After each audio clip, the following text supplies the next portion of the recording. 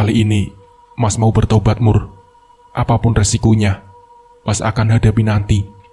Yang penting kamu dan anak-anak bisa terbebas dari lingkaran pesugihan ini, ucap Mas Fajar.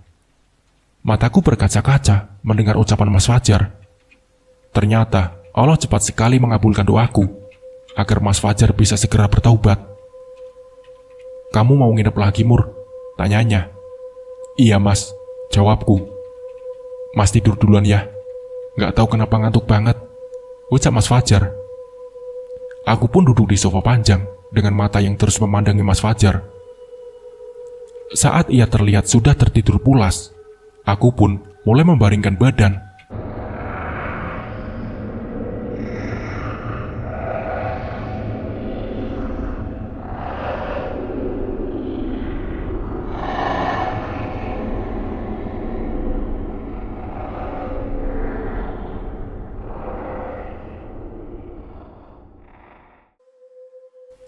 Aku pun duduk di sofa panjang dengan mata yang terus memandangi Mas Fajar. Saat ia terlihat sudah tertidur pulas, aku pun mulai membaringkan badan. Brek! Suara keras itu langsung membuatku bangun dari tidur. Spontan, mataku mengarah pada Mas Fajar. Ada apa, Mas? Tanyaku. Kulihat matanya melotot, menatap langit-langit. Mas Fajar, aku bangkit, berjalan mendekatinya. Mas, ia masih tak menjawab. Entah apa yang dilihatnya di atas, hingga matanya tak berkedip sedikit pun. Mas, aku menggoyangkan tubuhnya. Ia langsung menoleh padaku, matanya melotot. Aku akan bawa dia, ucap Mas Fajar dengan suara lebih berat. Aku sangat yakin itu bukan Mas Fajar yang asli. Pergi, jangan ganggu dia. Ku genggam tangannya, lalu mulai merapal doa. Ia menepis tanganku kencang, hingga terjatuh ke lantai. Ku ambil air mineral di atas meja, lalu terus merapal doa yang sama dengan yang diajarkan Ustadz Kaidir. Setelah selesai, ku siramkan air itu ke tubuh Mas Fajar. Mas Fajar berteriak sambil menggeliat. Ku usapkan air ke wajahnya. Ia kembali berteriak. Panas! Di usapan ketiga, Mas Fajar sudah tersadar. Mas, aku memastikan ini benar-benar Mas Fajar. Murni, balasnya pelan. Dia datang, mau bawa Mas pergi, sambungnya. Iya, Mas, iya, jawabku. Sekarang, dia sudah pergi. Mas jangan lepas baca dzikir, biar dia nggak bisa masuk ke tubuh Mas lagi, ucapku. Murni, Mas haus, Mur, jawabnya. Tak ada air yang tersisa. Sebentar, Mas, Murni coba minta air ke perawat dulu ya, ucapku seraya berjalan keluar kamar, berharap ada perawat yang jaga hingga tengah malam. Alhamdulillah, masih ada perawat yang berjaga. Ia langsung memberiku beberapa botol air mineral. Bergegas, aku kembali ke kamar. Pintu kamar terkunci. Kulihat dari kaca, astagfirullah, wanita kelelawar itu sedang berdiri di atas tubuh Mas Fajar. Mas Fajar, teriakku sambil berusaha membuka pintu. Mas, kulihat Mas Fajar menatap ke arahku. Dari wajahnya, jelas sekali ia seperti menahan rasa sakit. Mas, aku menggedor-gedor pintu. Suara gaduh yang kutimbulkan sampai membuat beberapa perawat datang menghampiri. Mas, teriakku. Wanita kelelawar itu mengulurkan tangannya yang panjang, diarahkan ke leher Mas Fajar. Ia menatapku dengan sorot mata berwarna merah, lalu tersenyum lebar. Mas Fajar, teriakku sambil menangis ketika melihat Mas Fajar yang kesulitan bernafas. Ada apa, Bu? Tanya perawat yang datang. Tolong, Sus, buka pintunya. Perawat itu pun tak berhasil membuka pintunya. Aku terduduk lemas di lantai sambil menangis. Lalu pintu terbuka dengan sendirinya. Aku bangkit, tak ada gerakan darinya. Mas, panggilku. Kini aku berada tepat di sampingnya, tetap memanggil namanya, sambil menggoyang-goyangkan tubuhnya. Tangannya jatuh terkulai, ku genggam, namun terasa dingin. Mas, perawat mulai memeriksa Mas Fajar. Kulihat ekspresi mereka berubah. Salah satunya menggelengkan kepala setelah memeriksa nadi Mas Fajar. "Maaf Bu, Bapak sudah tidak ada," ucap perawat itu. Seketika itu, kakiku terasa lemas, seperti kehilangan tumpuan. Aku pun terduduk di lantai, menangis. Tak lama, dokter masuk ke dalam kamar, berusaha melakukan tindakan pacu jantung, namun tak berhasil. Pukul 02.35, Mas Fajar dinyatakan meninggal dunia. Dengan tangan gemetar, ku ambil ponsel di dalam tas, kemudian menelpon Wawan. Cukup lama sampai ia mengangkat teleponku. "Assalamualaikum," salamku dengan suara serak. "Waalaikumsalam. Ada apa Bu? Jam segini kok nelpon?" tanyanya. Wawan, tangisku pecah. "Kok Ibu menangis?" tanya Wawan. "Bapak Wan, Bapak," ucapku. "Bapak kenapa Bu?" jawabnya. "Bapak meninggal dunia Wan," ucapku lagi. "Innalillahi wa inna ilaihi roji'un. Bapak meninggal kenapa Bu?" tanya Wawan lagi. "Bukannya kemarin udah sehat?" Wawan mulai menangis. "Iya Wan, sebelumnya masih ngobrol sama Ibu, tapi gak lama Bapak udah gak ada," jawabku. "Bentar lagi Wawan, Rama sama Rima kesana Bu," ucap Wawan. "Iya Wan, hati-hati ya," jawabku. Telepon ditutup. Kini aku harus menelpon keluarga Mas Fajar, mulai dari Mas Firman, lalu ke bapak mertuaku. Tak lama, anakku sudah tiba di rumah sakit. Aku memeluk kedua anak kembarku, berusaha menenangkan mereka yang menangis. Sementara Wawan berdiri di samping jasad Mas Fajar, menatap wajah bapaknya. Brek! Pintu terbuka kencang sekali. Ibu mertuaku masuk ke dalam.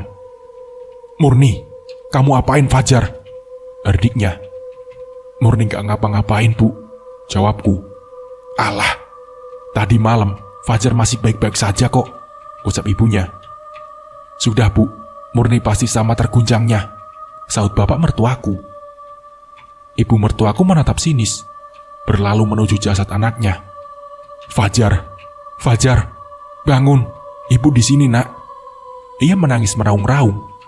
Pintu kembali terbuka. Kini Mas Firman yang datang. Wajahnya tampak sedih, merasa sangat kehilangan adiknya. "Mur, yang sabar ya," ucapnya seraya berjalan mendekati ibunya. "Man, Fajar." Ibu mertuaku menangis sambil memeluk Mas Firman. "Sudah Bu, ikhlaskan." Mas Firman berusaha menenangkannya. "Seandainya tadi malam Ibu gak pulang ke rumah, mungkin Fajar masih ada," ucap ibu mertua. "Udah Bu, ini semua sudah takdir Allah," jawabnya. "Ini gara-gara Murni. Dia menghasut Fajar biar ngusir Ibu," ucap ibu mertuaku. Ibu mertua menatapku marah. "Sudah Bu, mau gimana pun Fajar sudah gak ada," sahut bapak mertuaku. "Bapak gak tahu apa-apa. Jangan bela Murni terus. Dia istri yang jahat," ucap ibu mertuaku. "Astagfirullah Nek, jangan menghina Ibu terus. Padahal nenek sendiri yang jahat." Wawan terpancing emosi. Wawan," ucapku pelan, seraya menyentuh pundaknya. "Sekarang sudah saat yang lain tahu Bu, kelakuan nenek yang sebenarnya," ucap Wawan. "Jangan Wan, jangan. Tidak baik di situasi begini malah ribut," ucapku. "Emang Ibu ngelakuin apa?" tanya bapak mertuaku. Seketika itu, ibu mertuaku langsung terdiam. Namun tatapan matanya terus mengarah kepadaku. "Ibu gak ngelakuin apa-apa," elak ibu mertuaku. "Bohong, kakek. Kemarin nenek hampir celakain Ibu," sahut Wawan. "Wan, sudah." Aku berusaha menghentikannya. "Beneran Bu?" tanya Mas Firman. "Itu beneran gak?" timbal bapak mertuaku. "Enggak Pak, enggak." Ibu mertuaku terus mengelak. "Murni, emang Ibu ngelakuin apa sama kamu?" tanya bapak mertuaku. "Ibu gak ngelakuin apa-apa," balasku. "Bu, gak perlu ngelindungin orang jahat kayak nenek," sahut Wawan. "Udah Wan, kasihan bapak. Jangan ngeributin hal kecil kayak gitu," ucapku.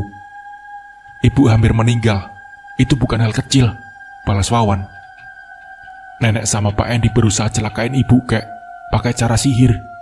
Nenek sama Pak Endi juga yang bikin bapak ngelakuin pesugihan, sambungnya, membuat bapak mertuaku terkejut.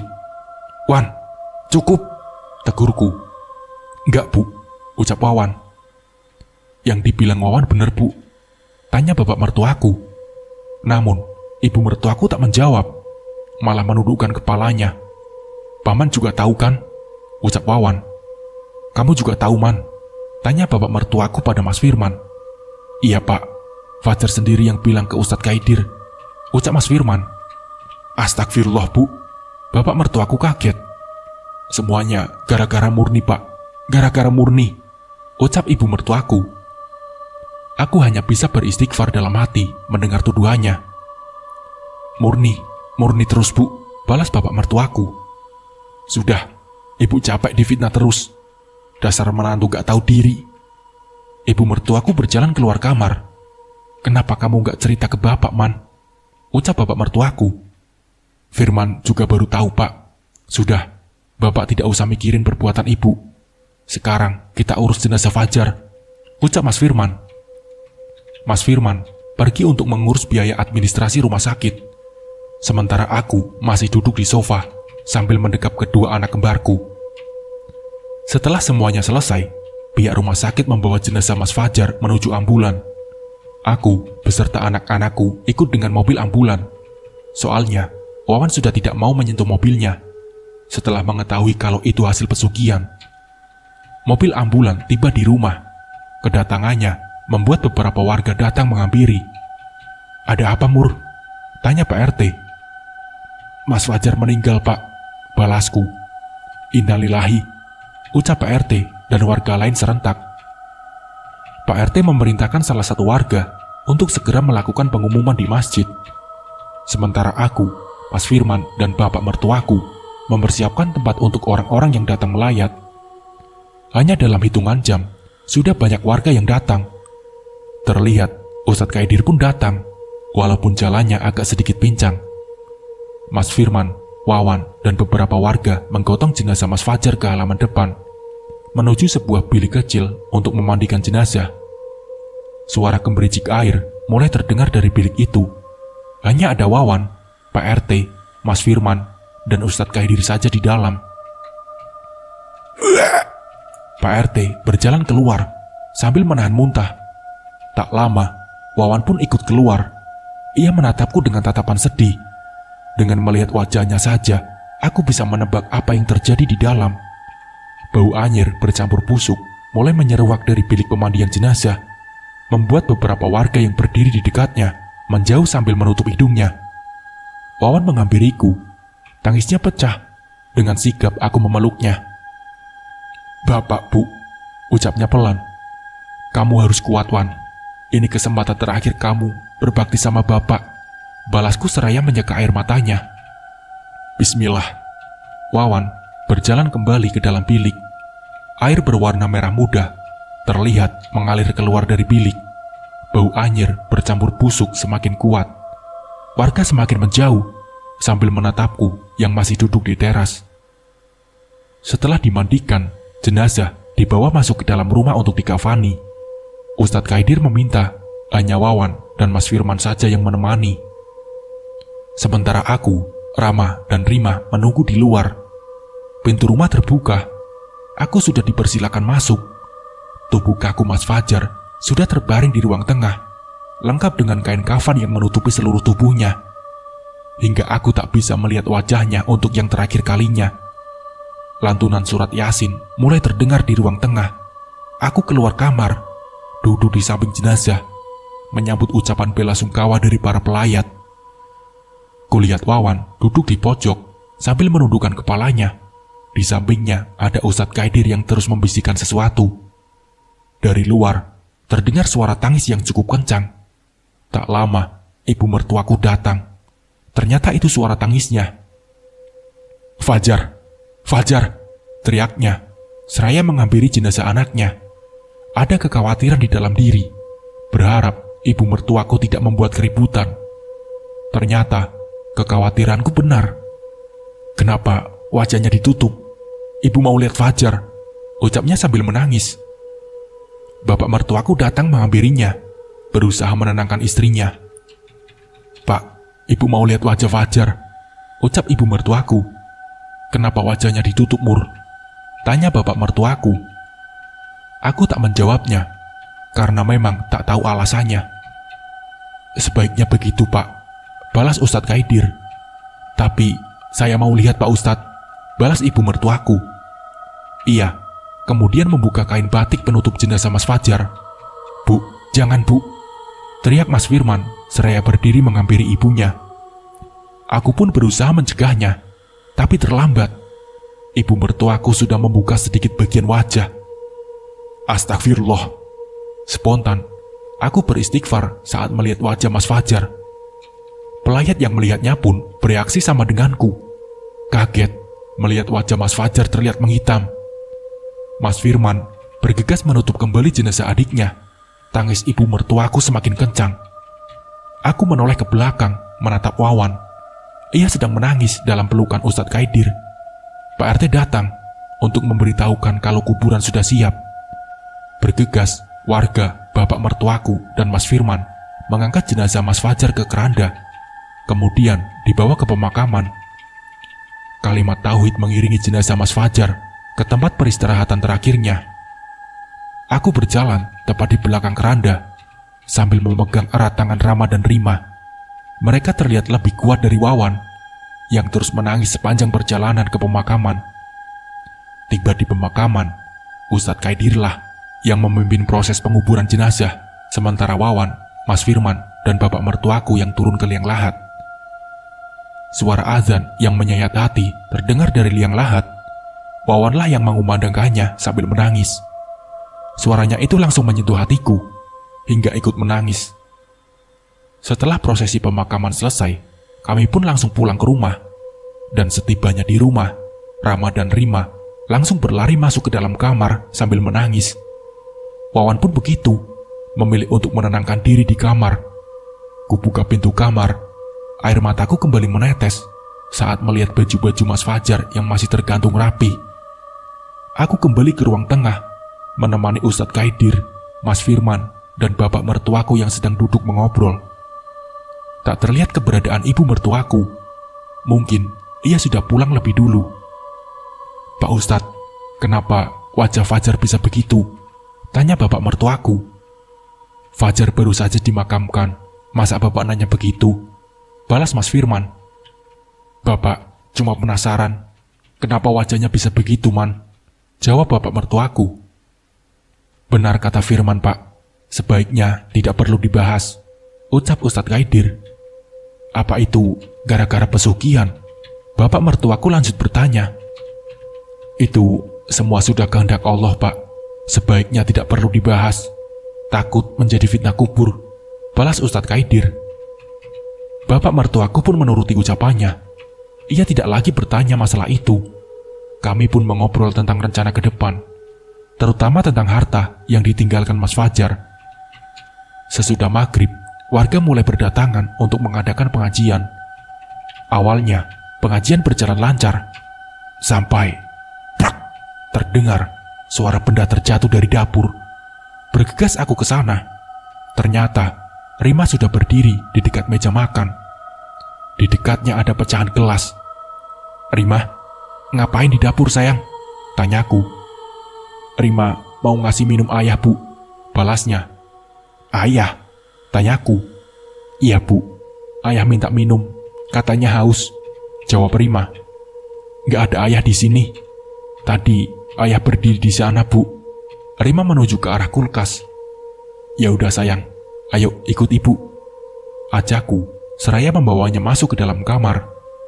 Setelah itu, kubersihkan pecahan gelas di lantai. Pengajian pun dilanjutkan. Sehabis Isya, rumah sudah terlihat sepi. Hanya tinggal aku, Wawan, dan Mas Firman saja yang duduk di ruang tengah. Tak lama, Mas Firman pamit pulang ke rumah. Kini hanya menyisakan aku dan Wawan.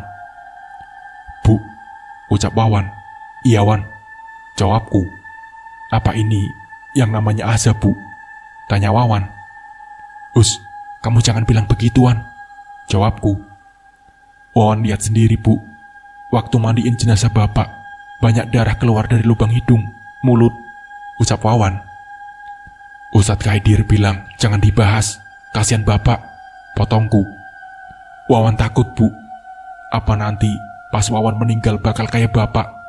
Soalnya dalam tubuh Wawan mengalir makanan dari uang haram, ucap Wawan. Selama kita tetap berada di jalan Allah, tak menyekutukannya, insya Allah akan jauh dari azabnya, ucapku kepada Wawan. Tapi Bu, rumah, toko, dan semua harta benda di rumah ini sudah tercampur uang haram. Selama kita masih tinggal di sini, sama saja menikmati uang haram, ucap Wawan. Tadi ibu sudah berbicara dengan Mas Firman, Ustadz Khaidir dan kakek. Kita sepakat untuk menjual semuanya. Terus uangnya akan disalurkan untuk kepentingan umat, seperti membangun masjid, sekolah, dan lain-lain. Tanpa sedikit mengharapkan pahala, jawabku. Iya Bu, baik, ucap Wawan. Nanti kita bisa pindah ke rumah nenek di kampung, ucapku kepada Wawan. Wawan gak mau, Bu, ucap Wawan. Nenek Tati, Wan, almarhum ibuku. Wawan pikir ke rumah nenek Eli, ibunda Mas Fajar. Insya Allah, ibu masih punya cincin emas waktu nikah dulu. Itu bisa dijual untuk biaya hidup sementara, sampai ibu dapat kerjaan, ucapku. Wawan juga nanti bakal cari kerja, Bu, ucap Wawan. Iya, Wan, jawabku. Lalu, terdengar suara ketukan cepat di pintu depan. Spontan aku dan Wawan menoleh ke sana. Coba lihat siapa yang datang, Wan, perintahku. Wawan bangkit, lalu membuka pintu. Gak ada siapa-siapa, Bu, ucapnya sambil melihat keluar. Kemudian kembali menutup pintu. Baru saja Wawan membalikkan tubuhnya, suara itu kembali terdengar. Ia menatap ke arahku. Aku hanya bisa memberi isyarat dengan menggelengkan kepala agar ia tidak membukanya. Murni, panggil seseorang dari luar. Suaranya sangat mirip dengan Mas Fajar. Bu, Ibu, ucap Wawan yang masih berdiri di dekat pintu. Wawan masih berdiri mematung di dekat pintu. Wawan, panggil suara itu dari luar. Wawan terlihat ketakutan. Aku menggelengkan kepala, tanda untuk tidak membuka pintunya. Wan, ini Bapak Wan. Aku menyuruh Wawan untuk menjauhi pintu. Ia pun berjalan ke arahku. Murni, buka pintunya, Mur. Wawan sudah duduk di sampingku. Kami pun mulai merapal doa. Mur, buka, Mur. Suara itu menghilang. Apa itu beneran Bapak, Bu? Tanya Wawan. Sebagai seorang muslim, kita harus percaya kalau orang yang sudah meninggal tidak mungkin gentayangan. Itu pasti ulah bangsa jin, jelasku kepada Wawan. Iya, Bu, jawab Wawan. Pagi menyapanya, Pak RT dan beberapa warga datang ke rumahku. Ternyata bukan aku saja yang diteror semalam. Ada beberapa warga yang tinggal di dekat rumahku juga ikut diteror. Hari berikutnya, sosok itu semakin berani menampakkan wujudnya. Iya, wujudnya seperti Mas Fajar. Hanya saja dengan kulit yang hitam, mata merah menyala, dan gigi bertaring panjang. Hingga akhirnya, ada salah satu warga yang mendatangkan paranormal guna mengusir sosok itu. Bukannya mengusir sosok itu, paranormal itu malah mengungkap tentang pesugihan yang dilakukan Mas Fajar, sehingga membuat warga marah besar. Sindiran demi sindiran harus aku dan anak-anakku dapatkan setiap kali keluar rumah. Murni, teriak seseorang dari luar. Suaranya mirip sekali dengan ibu mertuaku. Kuintip dari jendela. Ternyata benar. Kubuka pintu. Lama amat dibukanya, ucapnya marah. Murni lagi sholat isya di kamar, balasku. Ada apa ibu datang ke rumah malam-malam? Sambungku. Ini kan rumah anak ibu, jadi bebas ibu datang kapan saja, balasnya ketus. Ibu dengar kamu mau jual rumah, toko sama sawah, imbuhnya. Iya, Bu, jawabku. Ngapain kamu jual semuanya? Mau nguasain harta Fajar sendirian? Dasar perempuan serakah, tudingnya. Sama sekali gak ada niatan murni ke sana, Bu. Kalaupun nanti laku, sepeser pun gak akan ambil. Jawabku. Ah, munafik, mana mungkin, bentak ibu mertuaku. Murni bisa berjanji atas nama Allah, kalau gak akan ngambil sepeser pun, Bu. Ucapku kepada mertuaku. Rencananya, seluruh hasil penjualannya akan kami sedekahkan untuk kepentingan umat, atas dasar saran dari Ustadz Kaidir. Ucapku. Kalau kamu gak mau ambil semua peninggalan Fajar, kenapa gak pergi aja dari rumah ini? Ucap ibu mertuaku. Murni memang mau pergi, Bu. Jawabku. Kenapa sampai sekarang belum pergi-pergi juga? Bentak ibu mertuaku. Ibu, nunggu 7 harian bapak dulu, Nek, saut Wawan. Shh, sudah, anak kecil jangan ikut campur. Masuk kamar sana, ucap ibu mertuaku. Wan, masuk kamar dulu, ucapku. Enggak, Bu, enggak, ucap Wawan. Wawan pun akhirnya menurut. Jadi, sekarang mau ibu apa? Tanyaku kepada ibu mertuaku. Aku sudah terlanjur kesal. Secepatnya, kamu keluar dari rumah ini, ucap ibu mertuaku. Kalau itu yang ibu mau, besok pagi Murni keluar dari rumah ini, jawabku. Nah, begitu. Biar ibu aja yang tinggal di sini, ucap ibu mertuaku lagi. Tanpa pamit, ibu mertuaku langsung pergi keluar rumah, menaiki ojek yang sedari tadi menunggunya di halaman depan. Pagi menyapa, ibu dan bapak mertuaku sudah datang ke rumah. Berbeda dengan ibu mertua, bapak mertuaku melarangku untuk pergi dari rumah. Nanti kalian mau tinggal di mana? Tanya bapak mertuaku. Itu biar Murni pikirin nanti, Pak. Sekarang yang terpenting, Murni pergi dulu dari rumah ini, balasku. Anak-anak gak usah dibawa, ucap ibu mertuaku. Aku mau ikut ibu, Nek, balas Wawan. Nanti kuliah kamu gimana, Wan? Tanyanya. Wawan gak mau kuliah dari hasil uang haram, Nek, ucap Wawan. Ibu dan anak-anak saja sama-sama munafik, ucap ibu mertuaku. Terserah nenek mau bilang Wawan sama ibu munafik. Yang penting Wawan tidak mau makan dari uang haram, ucap Wawan. Ah, lihat aja. Kamu pikir hidup miskin itu enak? Paling sebentar saja bakal balik lagi, ucap ibu mertuaku. Insya Allah, Wawan sudah siap, Nek, balas Wawan. Aku berjalan ke kamar Rama dan Rima. Ayo, berangkat sayang, ucapku. Rama dan Rima berlari sambil menggotong tas kecil miliknya. Rama sama Rima biar tinggal di sini, ucap ibu mertuaku. Katanya mau ke rumah nenek, Bu. Ini neneknya ada di sini, ucap Rama. Oh, jadi kamu mau pulang ke rumah ibu kamu, Mur? Kamu tahu sendiri, di sana itu pedesaan yang jauh dari kota. Terus sekolah Rama sama Rima gimana? Kamu kok malah ngorbanin masa depan mereka sih? Omel ibu mertuaku. Sini sayang, ikut nenek aja, sambungnya, seraya menarik tangan kedua buah hatiku. Bu, ibu, ucap Rima sambil menatapku. Aku membungkukkan badan, menatap kedua anakku. Kamu mau ikut ibu, atau kakak, atau nenek? Maafkan ibu, Nak, harus memberikan pilihan yang sulit, ucapku kepada anakku. Ikut ibu, jawab Rama dan Rima kompak, seraya menghampiriku. Ya sudah, jangan pernah balik ke sini lagi. Kalau ada masalah, jangan sekali-kali minta bantuan ibu atau bapak, ucap ibu mertuaku. Bu, sudah, salah bapak mertuaku. Kemudian, ia mengantar kami sampai ke pintu depan. Maafkan bapak, Mur, bapak keceplosan ngomong ke ibu, ucapnya. Gak apa-apa, Pak. Toh emang Murni udah bilang juga mau pergi dari rumah ini. Cuman sekarang waktunya dipercepat saja, jawabku. Kamu ada uang, Mur? Tanyanya. Insya Allah ada, Pak, jawabku. Jangan lupa hubungi bapak kalau ada apa-apa ya, ucap bapak mertuaku. Oh ya, Pak, kalau bapak dan ibu ada rencana buka toko lagi, bisa hubungi Esti sama Jaka. Nomornya ada di handphone Murni. Sudah Murni simpen di atas nakas kamar, ucapku. Loh, kamu gak bawa handphonenya? Tanya bapak mertuaku. Enggak, Pak, Murni dan Wawan emang sudah niat melepas semuanya, Paling hanya bawa beberapa helai baju ini saja, Pak, jawabku.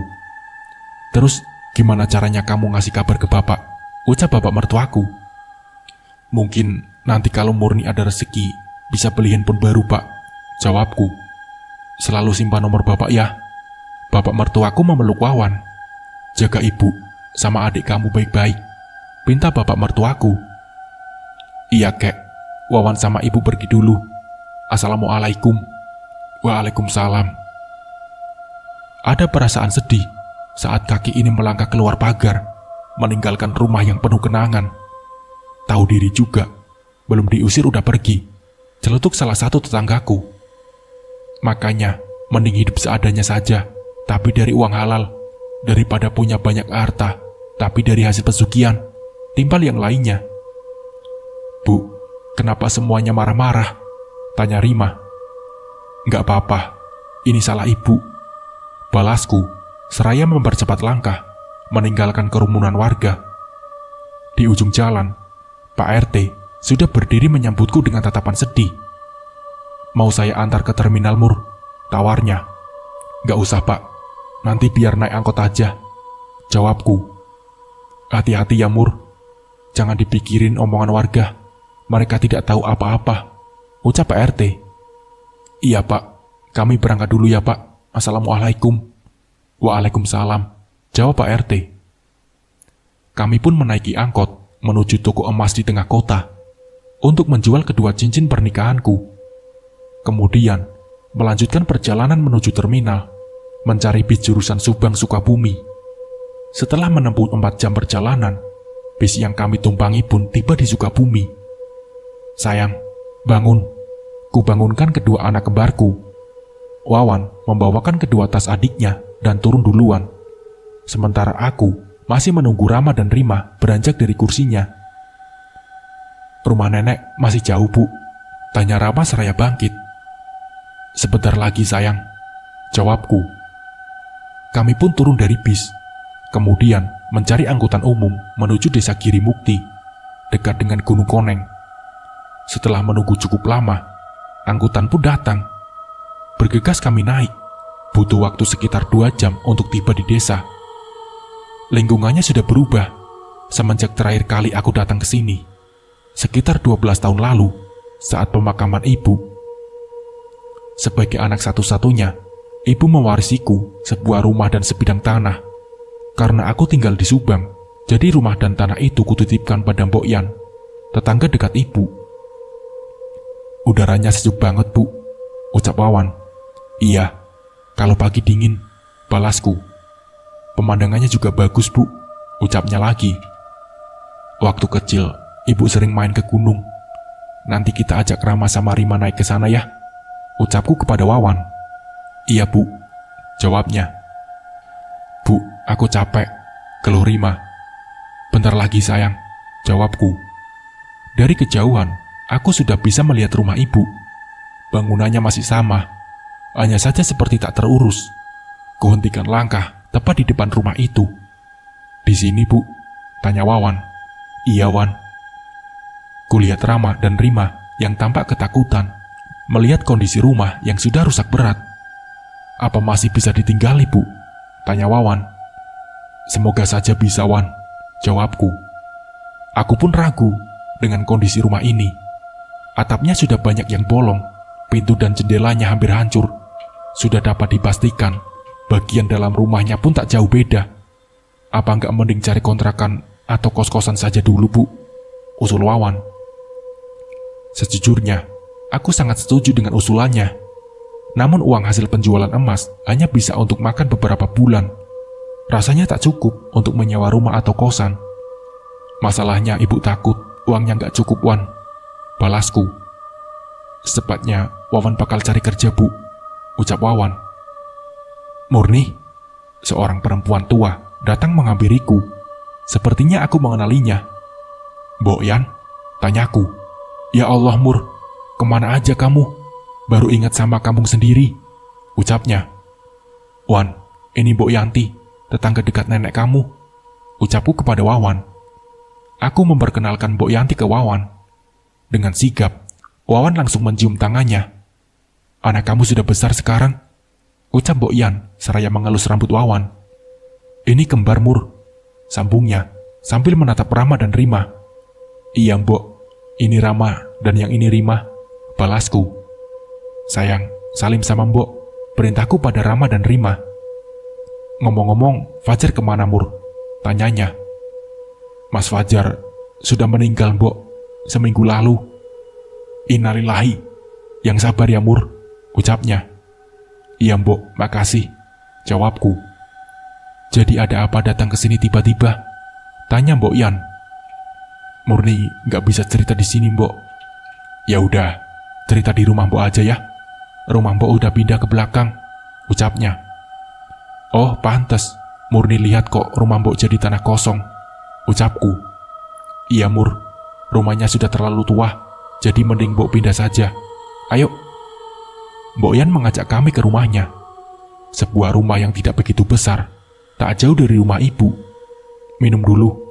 Mbok Yan menyajikan 4 gelas teh hangat. Jadi maksud kamu datang ke sini apa Mur? Sambungnya, seraya duduk di kursi.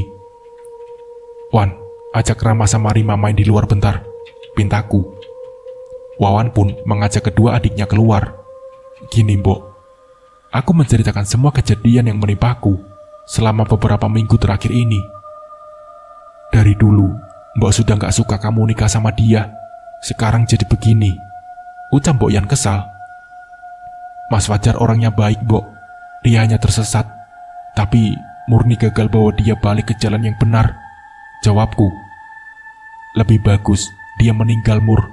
Kalau tidak, kamu atau anak-anak kamu bisa menjadi korban. Mbok Yan masih kesal. Sebaiknya kamu tinggal di sini saja dulu. Kebetulan ada 1 kamar kosong. Lagian gak mungkin kamu tinggal di rumah ibumu. Kondisinya sudah rusak parah, sambungnya. Aduh Mbok, malah jadi ngerepotin. Gak apa-apa, biar rumah lebih ramai. Aku tidak bisa menolak tawarannya. Bagaimanapun untuk sementara waktu, ini adalah solusi terbaik. Aku tak mungkin memaksa tinggal di rumah ibu yang nyaris ambruk. Nanti kalau Murni punya uang untuk benerin rumah, Murni bakal pindah Mbok, ucapku. Ah, kamu jangan terlalu mikirin itu. Yang penting sekarang anak-anak dapat tempat yang layak dulu, ucap Mbok Yan. Iya Mbok, makasih, jawabku. Sebulan kami tinggal di sini, tak pernah sekalipun mendengar kabar tentang keluarga Mas Fajar di Subang.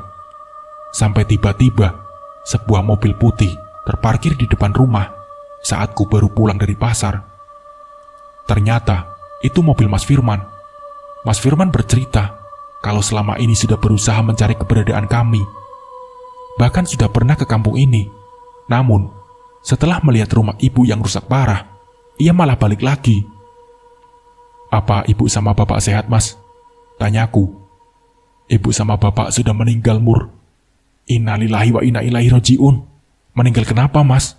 Tanyaku. Bapak kecelakaan mobil waktu berangkat kerja. Kalau ibu mulai sakit-sakitan setelah bapak meninggal. Ditambah toko sembako kamu pun tiba-tiba terbakar. Akhirnya kesehatan ibu semakin memburuk dan meninggal, cerita Mas Firman. Ya Allah, maaf ya Mas, Murni gak tahu, ucapku. Gak apa-apa Mur, mungkin sakit itu bisa menjadi penggugur dosa ibu sama kamu Mur. Apalagi setelah Mas tahu kalau ibu dan Pak Endi dalang dari teror yang menimpa kampung kamu. Supaya kamu bisa gak betah terus ninggalin rumah itu, jelas Mas Firman. Astagfirullah, jadi semuanya ulah ibu dan Pak Endi? Tanyaku. Iya Mur, sekarang Mas mohon maafin ibu ya, ucap Mas Firman.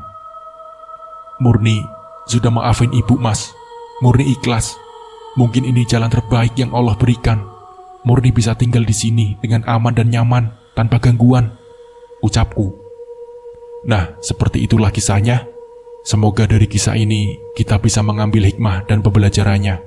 Mungkin cukup sekian dari saya. Wassalamualaikum warahmatullahi wabarakatuh.